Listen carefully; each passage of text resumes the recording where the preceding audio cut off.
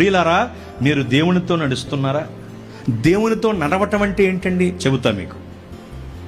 ప్రతిరోజు దేవుని మాటలు చదవటం దేవునితో నడవటం, ప్రతిరోజు ప్రార్థనలో గడపటం దేవునితో నడవటం, ప్రతిరోజు దేవుణ్ణి స్తుతించటం దేవునితో నడవటం, మానకుండా దేవుని మందిరానికి రావటం దేవునితో నడవటం, దేవుని మాటల బాటలో నడవటం దేవునితో నడవటం, దేవునితో సఖ్యత కలిగి ఉండటం దేవునితో నడవటం, దేవునితో సమ్మతి కలిగి ఉండటం దేవునితో నడవటం. ఎందుకంటే సమ్మతింపక ఇద్దరు కూడి నడతురా అని ఉంది బైబిల్లో.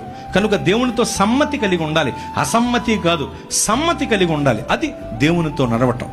దేవునితో సహవాసం కలిగి ఉండాలి, అది దేవునితో నడవటం. కనుక ప్రతిరోజు ఇన్ని విధాలుగా మనము దేవునితో నడిచి తీరాలి. దేవునితో నడవటం నువ్వు మొదలు పెడితే, దేవునితో కలిసి అడుగులేయటం నువ్వు మొదలు పెడితే, పరలోకం దాకా నడిపించుకుంటూ ఆయన నిన్ను తీసుకెళ్ళిపోతారు.